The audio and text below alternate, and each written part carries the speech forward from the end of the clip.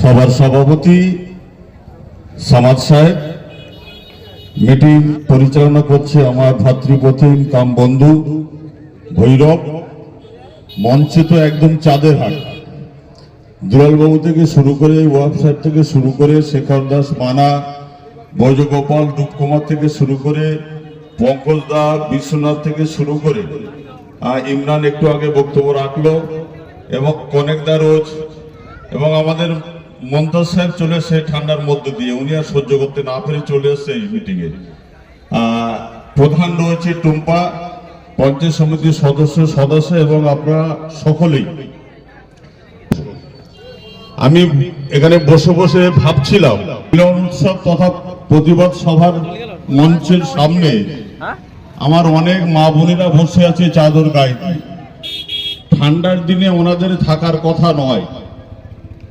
আমরা বহু জায়গায় মিটিং করি, সন্ধ্যার পরে ঠান্ডার সময় মা বোনেরা যে মিটিং এর সামনে বসে থাকে এবং বক্তাদের বক্তব্য শুনে, আজকে যদি এই গোপালপুর বাজারে সবাই না আসতাম আমি হয়তো বিশ্বাস করতাম না।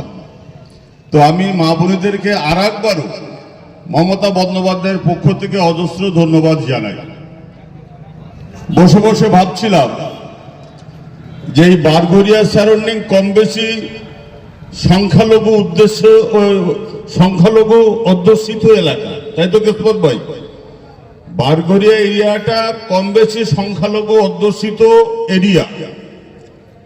সেই বারঘরিয়া বাজারের পাশে হাই স্কুল রয়েছে, ও হাই স্কুলেও আমরা অনেকবার মিটিং করেছি।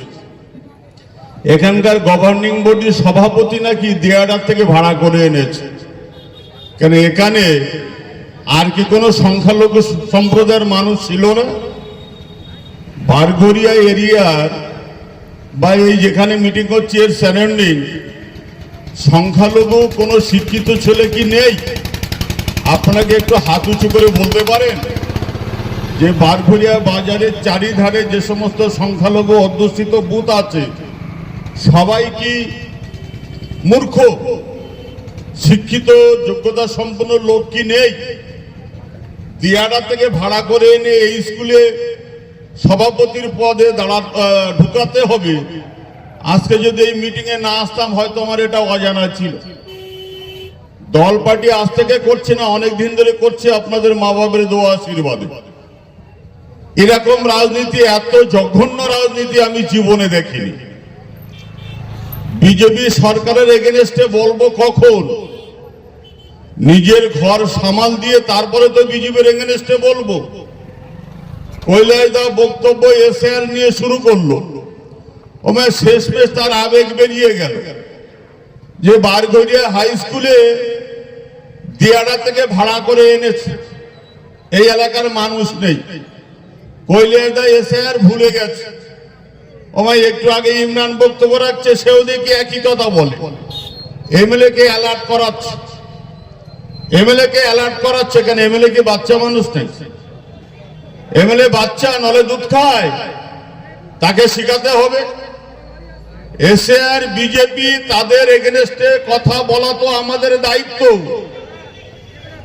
14 সালে যখন বিজেপি ক্ষমতায় আসে ভারতবর্ষে, প্রধানমন্ত্রী নরেন্দ্র মোদী যখন ভারতবর্ষের দায়িত্ব নেয়, সেই দিন থেকে শুরু করে আমার সাথে আছে আমার গ্রাম পঞ্চায়েতের মেম্বার সানারুল, আজ সকালে পার্টি অফিসে বলছিল যে বিজেপি সরকারের যেদিন থেকে ভারতবর্ষের দায়িত্ব নিয়েছে আজকে দিন পর্যন্ত বাংলা তথা ভারতবর্ষের কোনো মানুষের স্বস্তিতে থাকতে দেয়নি। রাত্রে ঘুমিয়ে আছে, হঠাৎ স্বপ্ন দেখছে এই 2002 সালের ভোটার লিস্ট কই গে, এই 2002 সালের ভোটার লিস্ট কই গে। ও মে স্বপ্ন দেখছে এই 2002 সালের ভোটার লিস্ট তো নেইছি। এই তোর মার জন্ম সার্টিফিকেট কই? ভোটারে বলতিস, ভোটারে বলতিস এই তোর মার জন্ম সার্টিফিকেট কই? বউ বলতে আমার মা মরি গেছে এখান থেকে 49 বছর আগে। বউ তোকে স্বামীর বলতে, হ্যাঁ গো তুমি আমার মার জন্ম সার্টিফিকেট খোঁজ নিচ্ছ, যদি না আনতে পারি তাহলে কি আমার ভোটার থাকবে না? বলতি না। বলতি কালকেই আমি নরেন্দ্র মোদীর কাছে চিঠি করব, বলবো তোমার মার জন্ম সার্টিফিকেটটা আগে দেখা ভারতবর্ষের মানুষের কাছে, আর তোমার যে বাবা ছিল তার জন্ম সার্টিফিকেটটা আগে দেখা। চিঠি করেছে প্রধানমন্ত্রী দপ্তরে ভারতবর্ষের মানুষ তথা নদিয়ার তৃণমূলের নেত্রী, উনি চিঠি করেছিল। প্রধানমন্ত্রীর সচিবালয়ের পক্ষ থেকে উত্তর দিয়েছেন নরেন্দ্র মোদীর জন্মসূত্রে ভারতীয়, অথচ তিনি ফরমান জারি করছেন এসএআরে যে তোমার মা বাবার জন্ম সার্টিফিকেট লাগবে, তোমার জন্ম সার্টিফিকেট লাগবে।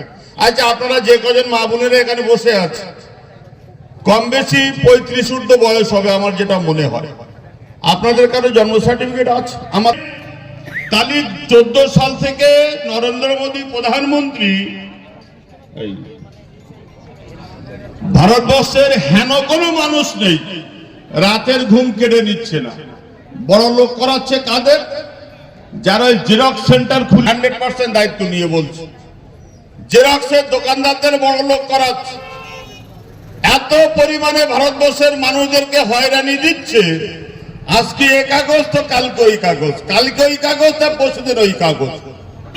এ প্রতিনিয়ত এই 14 সাল থেকে 2025 সাল 11টা বছর ভারতবর্ষ তথা বাংলা তথা বারগড়িয়া চারঘাটের অঞ্চলের কোনো মানুষ এরা স্বস্তিতে কোনোদিন দুপুরের ভাত, স্বস্তিতে কোনোদিন রাত্রের ঘুমটা আরাম করে ঘুমাতে পারেনি এই অপদার্থ বিজেপি সরকারের কারণে।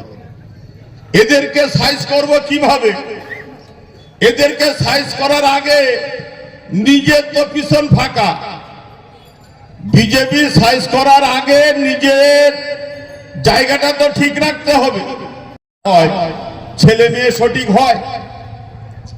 বিজেপি অপরাধী অপরাধ করছে, তাদেরকে সাইজ করার দায়িত্ব আমাদের। মাথার পরে অভিষেক বন্দ্যোপাধ্যায় মমতা বন্দ্যোপাধ্যায় আছেন। অভিষেক বন্দ্যোপাধ্যায় মমতা বন্দ্যোপাধ্যায় নিয়ে যখন লড়াই ময়দানে নামলাম, আমার স্বরূপনগরের মাঠ দেখছি ফাঁকা। বারগড়িয়া হাই স্কুলের গভর্নিং বডির সভাপতি কেরা, তা বারগড়িয়া এলাকার কেউ নেই, মাধ্যমিক পাস ছেলে মেয়েও নেই, গ্রাজুয়েট ছেলে মেয়ে এখানে কেউ নেই। তাহলে এখানকার মুসলিম কত বড় অপদার্থ।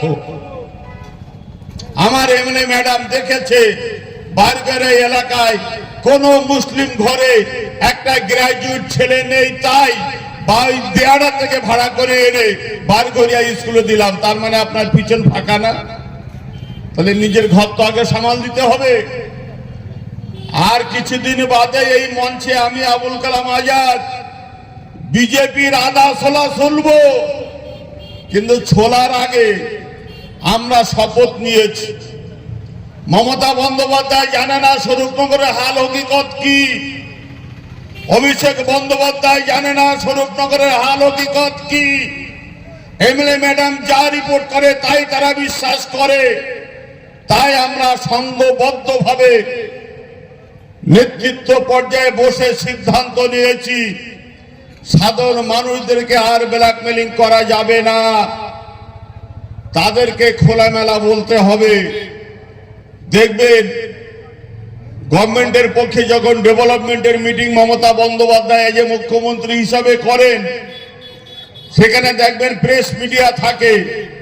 কোন এমএলএ যদি কোনো অপরাধ থাকে, মমতা বন্দ্যোপাধ্যায় বলে তোর দিয়া চলবে না হারা। কারণ কি জানেন? ওই কথাটা মমতা বন্দ্যোপাধ্যায় গোপন করে বলতে পারত, কিন্তু পারে না। কেন? কেন পারে না? কেন গোপন করে করে না? মমতা বন্দ্যোপাধ্যায়ের বগলে কোনো ইট নেই। এটা মামাটি মানুষের সরকার। আমি অপরাধ করলে ওপেন জনমানুষের সামনে তৃণমূলের নেতৃত্ব আমাকে গালাগালি দিয়ে আমাকে শাসন করবে। এটা তৃণমূল কংগ্রেস দলের বাইল, এটা মামাটি মানুষের সরকার। তাই সে কারণে ভাড়াটিয়া নিয়ে বারগড়িয়া স্কুলে পরিচালন সমিতির সভাপতির দায়িত্ব দিয়েছে। প্রমাণ হয়ে যায় এই এলাকায় কেউ তৃণমূল করে না, এই এলাকায় সংখ্যালঘু ঘরের কোনো বিয়ে পাস ছেলে নেই, এটা প্রমাণ হয়ে যায়। তাহলে সেই এমএলএ তো একটু শিক্ষা দেওয়ার ব্যাপার আছে। যদি আপনাদের কাছে পরিসংখ্যান তুলে ধরি, কত কথা বলবো। নারায়ণ গোস্বামী, দুলাল বাবুরা, ওয়াব সাহেবরা আমার নামে নন বেলেবল সেকশনে কেস করবে, না আমাকে ডেকে গালে দুটো থাপ্পড় দিয়ে বলবে এটা তোর অপরাধ? কোনটা? ও মা বোনেরা, আপনারা বলেন কোনটা? আপনার ছেলে যখন অপরাধ করে তাকে গালে থাপ্পড় দিয়ে বলা হয় এই এই অন্যায় কাজ আর করবি না, তো সে কান ধরি বলে না মা আমি আর করবো না।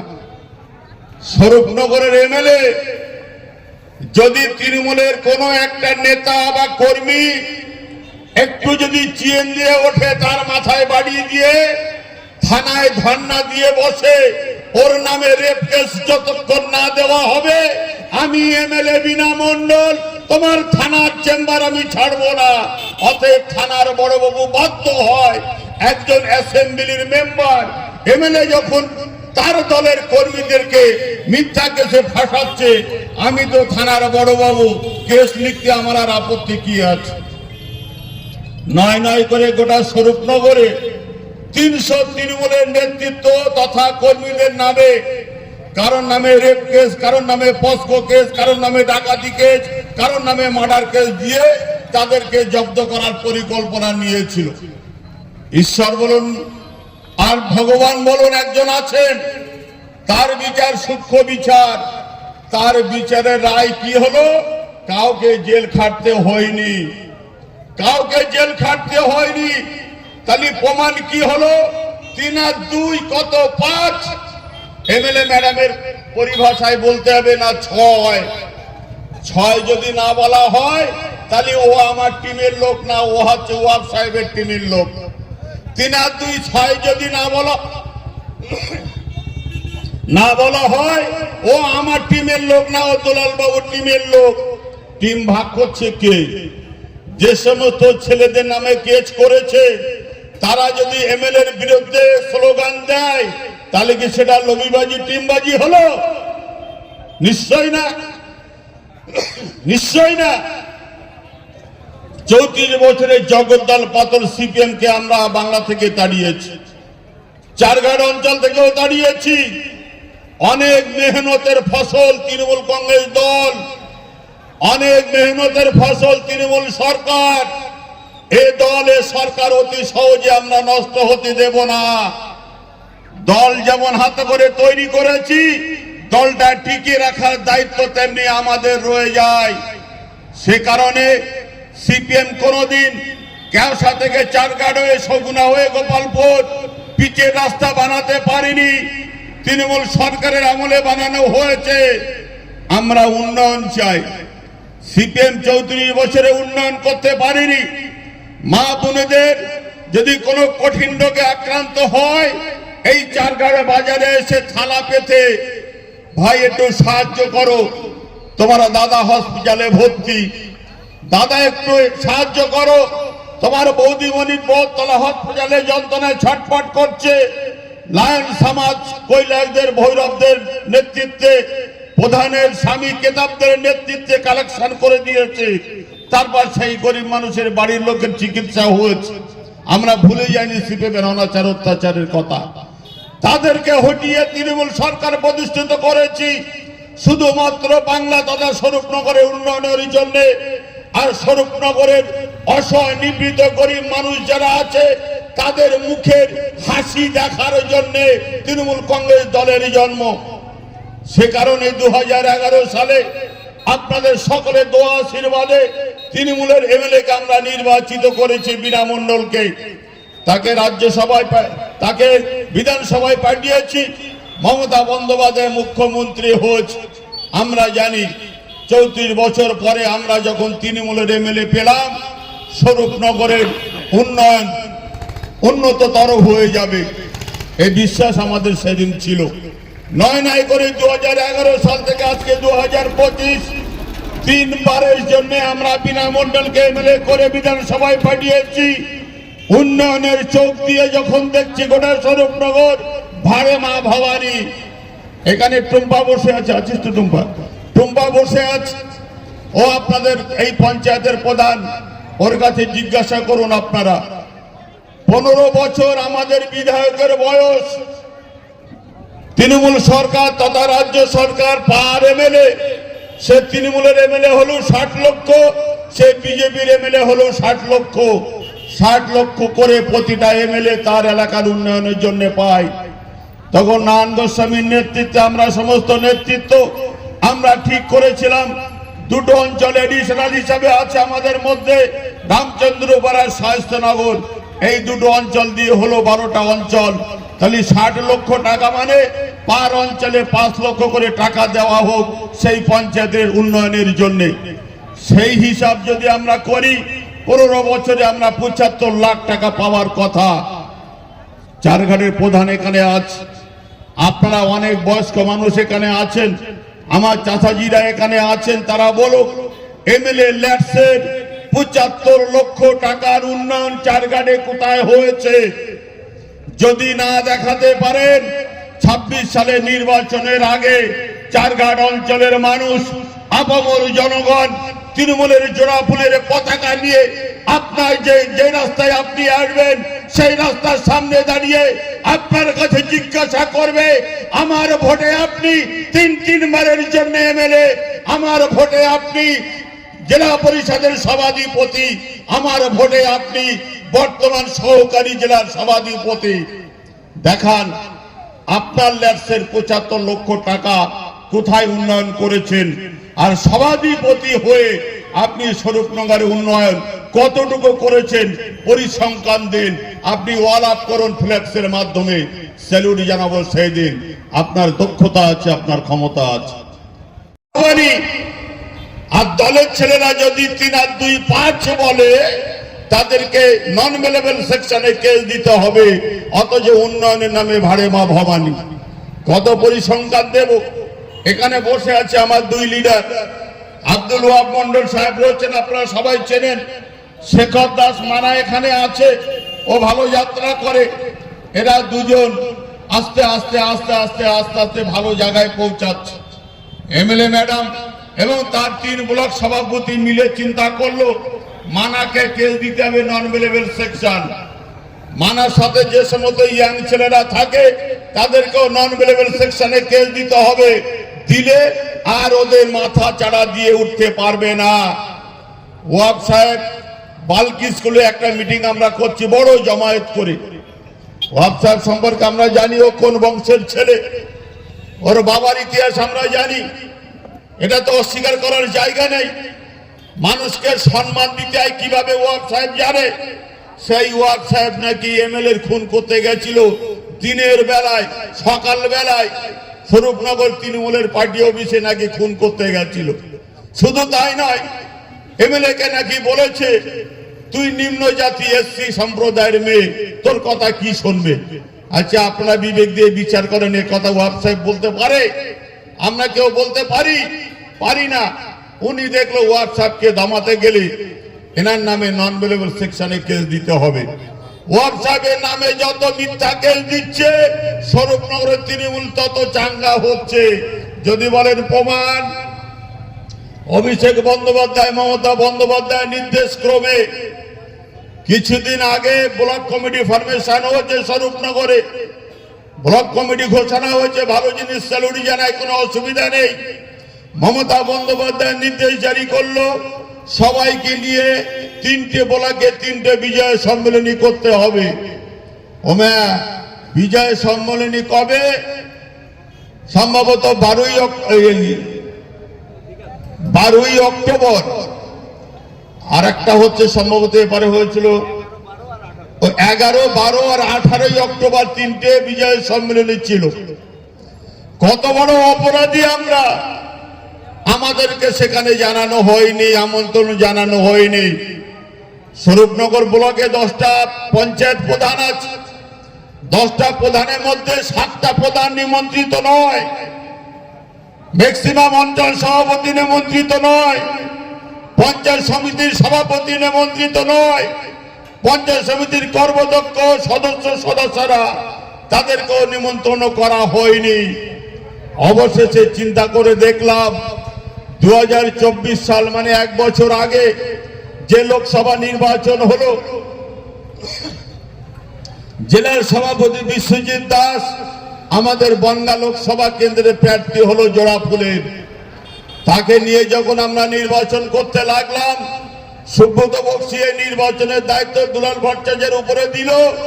আমরা দুলাল ভট্টাচার্য ওয়াক সাহেবকে সামনে রেখে যখন নির্বাচন প্রক্রিয়া শুরু করলাম, কিছুদিন বাদে আমাদের কাছে খবর আসছে এমএলএ তথা তার সঙ্গে যারা ব্লক সভাপতিরা আছে তারা এই লোকসভা নির্বাচন করছে না, কারণ বিশ্বজিৎ দাস যদি হেরে যায় তাহলে আমাদের খবর আছে দুলাল বাবু ওয়াক সাহেবরা ছড়ি ঘোরাবে, অতএব বিরোধিতা করো। ইমরান চলে গেছে, ইমরান থাকলে প্রমাণ করে দিতাম, ইমরান তার রাজ সাক্ষী।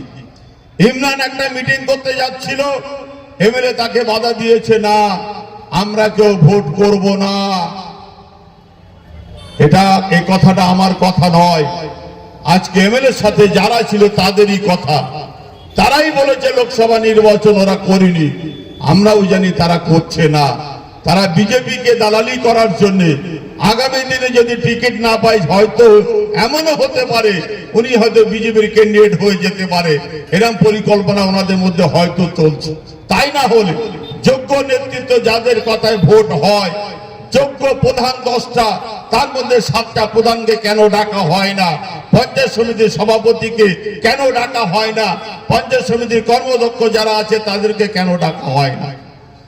আলোচনা করলে অনেক অনেক আলোচনা হবে, আমি আলোচনা লম্বা করতে চাই না। এখন ওয়াক সাহেব রয়েছে, দুলাল বাবু আছে, শেখর দাস বলবে, মানাদা আছে, ভালো বলবে। আমি শুধু আপনাদের কাছে এই কথাটা বলতে চাই, তৃণমূল কংগ্রেস দলকে বাঁচিয়ে রাখার দায়িত্ব আমাদের। যদি আমাদের লক্ষ্মীর ভান্ডারে টাকা পেতে হয়, যদি বিধবা ভাতা বার্ধক্য ভাতার টাকা পেতে হয়, যদি রাস্তাঘাট ভালো রাখতে হয়, যদি স্কুল পড়ুয়া ছেলে মেয়েদের স্কলারশিপের টাকা পেতে হয়, ইয়াং মেয়েরা যারা পড়াশোনা করছে তাদের যদি কন্যাশ্রী K2 রূপশ্রী টাকা পেতে হয়, নানান তার প্রকল্প মমতা বন্দ্যোপাধ্যায় চালু করেছে, সবটাই যদি আমাদের পেতে হয়, স্বাস্থ্য সাথীর পরিষেবা যদি পেতে হয়, ফ্রি রেশনের চাল যদি পেতে হয়, অবশ্যই তৃণমূল কংগ্রেস দলকে বাঁচিয়ে রাখতে হবে এবং মমতা বন্দ্যোপাধ্যায়কে চতুর্থবারের জন্য বাংলায় আবারও মুখ্যমন্ত্রী চেয়ারে বসানোর দায়িত্ব আমাদের রয়ে যায়। সে কারণে 2026 সালে দালাল মার্কা তৃণমূলের কথা আমরা শুনবো না। বিজেপির দালালি গত লোকসভায় যারা করেছে সেই তৃণমূল কংগ্রেস দলের নেতৃত্বকে আমরা কোনোদিনের জন্য ঠাঁই দেব না, ঠাঁই দেব না, ঠাঁই দেব না।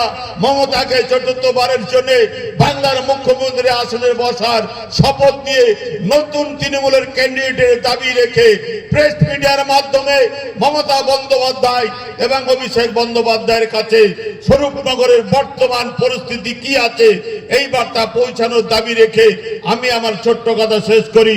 জয় হিন্দ, বন্দে মাতরম। তৃণমূল কংগ্রেস জিন্দাবাদ, মমতা বন্দ্যোপাধ্যায় জিন্দাবাদ, অভিষেক বন্দ্যোপাধ্যায় জিন্দাবাদ, চারঘাট অঞ্চল তৃণমূল কংগ্রেস জিন্দাবাদ। এবার বক্তব্য রাখবেন